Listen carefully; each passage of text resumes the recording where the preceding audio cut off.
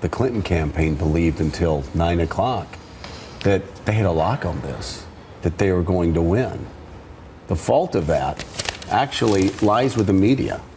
And there's some self-reflection. Jim Rutenberg today writes a fascinating article where the New York Times editor and others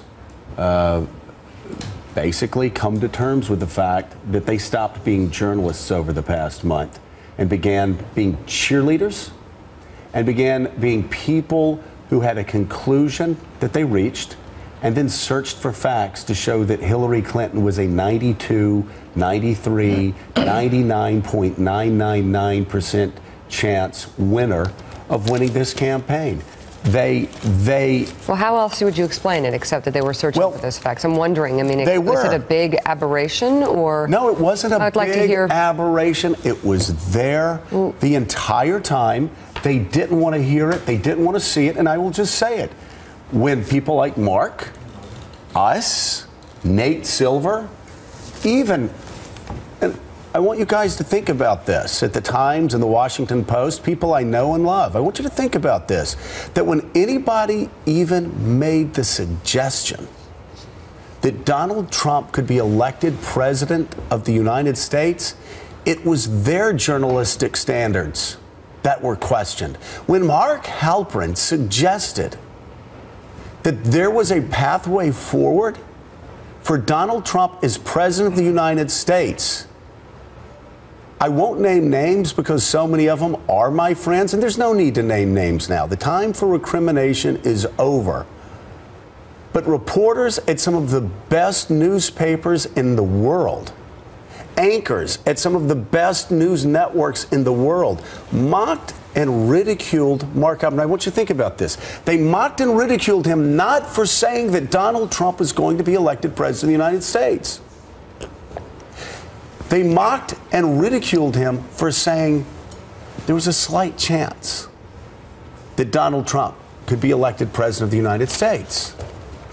Now, if your job, you thought, and Jim Rutenberg did say back in August, the New York Times job and journalist's job now was to defeat Donald Trump. The editor of the New York Times confirmed that. If you really think that's your job, think about this. Think about what you did. You were trying to help Hillary Clinton defeat Donald Trump because you thought Donald Trump would be such a malignant cancer on our constitutional republic. But you did two things. The first thing you did is you put liberals and Democrats and independents who thought like you put them in a position where they were complacent, where they really did believe, not only in New York, but across America and the world, that Hillary Clinton had a 98.999% chance of being elected president of the United States. So if that's the case, why do I have to go to the phone banks? Why do I have to knock on doors?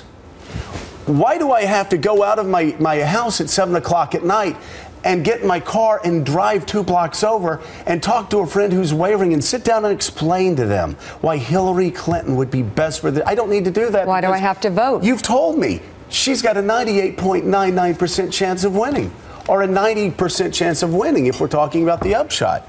Poor Nate Silver got slammed for saying she had a 70% chance of winning. You understand that? That's the first thing you did. The second thing you did, which I think you're beginning to understand now from reading Jim Rutenberg's really good, penetrating article, is you completely ignored the world, the elite cluster that you don't know.